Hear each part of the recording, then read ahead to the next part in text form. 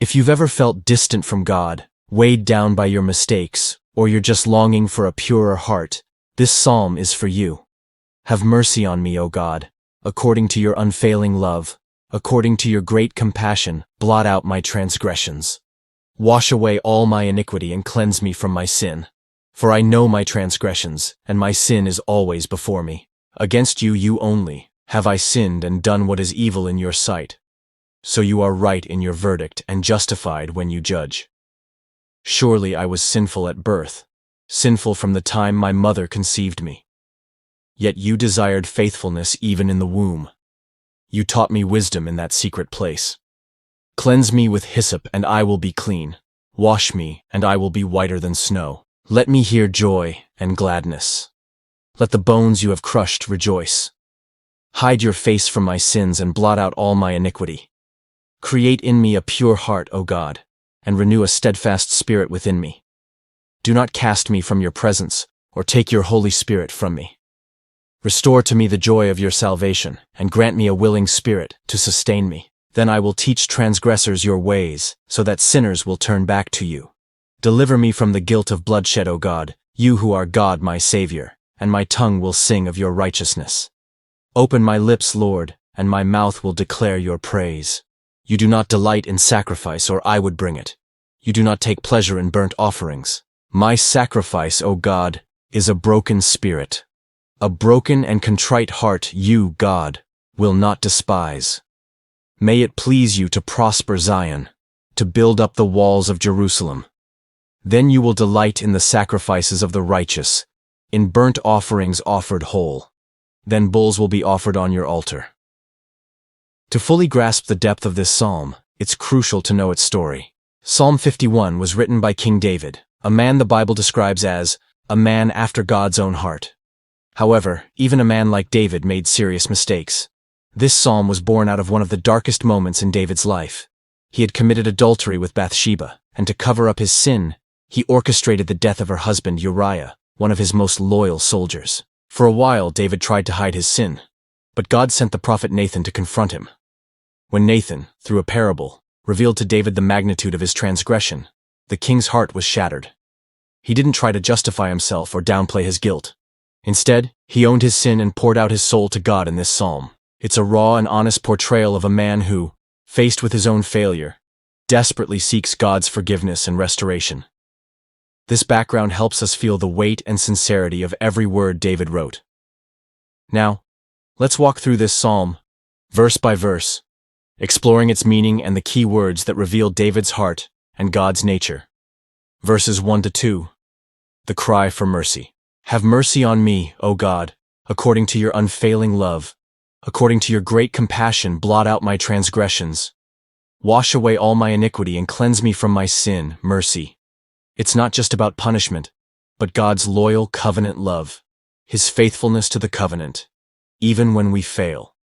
David appeals not to what he deserves, but to God's loving character. David recognizes that the basis for forgiveness is God's inherent love and deep compassion. David uses different words to describe his wrongdoing, showing the fullness of his acknowledgement. Transgression is rebellion. Iniquity is internal moral distortion. Sin is missing the mark. He doesn't downplay anything. Strong images of total cleansing. Blotting out like you'd cancel a debt. Washing like you'd wash dirty clothes. Purifying like you'd purify something for sacred use. Verses 3-5. Acknowledging sin. For I know my transgressions, and my sin is always before me. Against you, you only, have I sinned and done what is evil in your sight. So you are right in your verdict and justified when you judge. Surely I was sinful at birth, sinful from the time my mother conceived me, taking full responsibility. David doesn't blame Bathsheba, the circumstances, or anyone else. The sin is his. Although his sin affected many people, Uriah, Bathsheba, his family, the nation, David understands that, ultimately, all sin is an offense against God's holiness and law. This doesn't cancel out the harm done to others, but it acknowledges God's supreme authority. He completely submits to God's judgment. He doesn't argue, doesn't ask for leniency based on his merits, but accepts that God is just in any punishment. David acknowledges humanity's inherent sinful nature, the tendency to mess up that we all carry. It's not an excuse, but a realization of how deep the problem of sin goes. Verses 6 through 9. The desire for inner purity and restored joy. Yet you desired faithfulness even in the womb. You taught me wisdom in that secret place. Hide your face from my sins and blot out all my iniquity. God isn't satisfied with appearances. He looks for sincerity and integrity in the deepest part of our being. Cleanse me with hyssop. Hyssop was a branch used in Old Testament purification rituals, sprinkling blood or water on the unclean. David longs for this ritual cleansing that symbolized spiritual purification. Whiter than snow, a powerful image of the total purity that only God can grant. Joy and gladness. Sin steals the joy of fellowship with God. David longs for that joy to be restored, feeling his bones crushed by the weight of guilt. Verses 10 to 12. The plea for spiritual renewal. Create in me a pure heart. David knows he can't fix himself.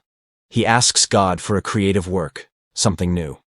Create is the same verb used in Genesis 1:1 for the creation of the universe. It's a plea for a radical transformation. A steadfast spirit, a firm, constant spirit that doesn't easily waver into sin. Do not cast me from your presence or take your Holy Spirit from me. This is one of the most anguished verses. David remembers Saul, the previous king, from whom God's Spirit departed. The greatest loss for David wouldn't be the kingdom, but God's presence, the joy of your salvation, a willing spirit. He longs not just for forgiveness, but for the joy that comes from salvation and for a renewed, empowered desire to obey God. Verses 13 to 15. Restored purpose. Then I will teach. Forgiveness and restoration aren't just for personal benefit. David, once restored, wants to use his experience to guide other sinners back to God. His testimony of repentance and forgiveness would become a powerful tool. My tongue will sing. My mouth will declare. The natural response to grace received is praise and proclaiming God's goodness. Open my lips, Lord, and my mouth will declare your praise. Verses 16 to 17. The true sacrifice. You do not delight in sacrifice and rituals. David understands that external religious rituals, without a corresponding inner attitude, are empty to God. God doesn't just want ceremonies, a broken spirit, a broken and contrite heart. This is the heart of the matter. Broken means shattered, crushed by the weight of sin. Contrite means repentant, full of remorse. God values humility, honesty, and genuine repentance above any material offering. Verses 18 to 19. Prayer for the nation and future worship prosper Zion. David's sin as king had consequences for the whole nation. Now, he prays for the restoration and blessing of Jerusalem, Zion. Then, you will delight in the sacrifices of the righteous. Once the heart is right and the community is restored in its relationship with God, then sacrifices and formal worship regain meaning and are acceptable to Him. The order is important. First the heart, then the ritual. Let's take a moment now to let this message sink in. If you feel comfortable, close your eyes. Heavenly Father, like David, we come to you acknowledging that we're flawed. We look inside and see the areas where we've messed up, where our choices have pulled us away from you and hurt others. Lord, have mercy on us, according to your infinite love and your great compassion. Wash us from all guilt, cleanse us from all sin. Create in us, O God, a pure heart. Renew within us a steadfast spirit, a sincere desire to follow your ways. Don't cast us from your presence. Restore to us the joy of your salvation. May our broken and contrite heart be a pleasing offering to you. And restored by your grace, may we live to praise you and share your love with the world. Amen. Psalm 51, even though it's born from pain and repentance, is an incredibly positive and hopeful message. It shows us that no one is beyond the reach of God's forgiveness. No matter how big the mistake, God is ready to forgive a truly repentant heart. Genuine repentance involves acknowledgement and responsibility. No excuses, just honesty before God. God desires more than rituals. He desires our heart. A broken and contrite heart is the sacrifice He values most. Complete transformation is possible. God can create a pure heart in us and renew our spirit. Restoration empowers us to help others. Our experience of forgiveness can be a light for others, also seeking reconciliation. A few questions for you to think about this week. Is there any area in your life where you need to experience God's forgiveness and cleansing, just like David? How does the idea of a pure heart and a steadfast spirit resonate with your personal longings?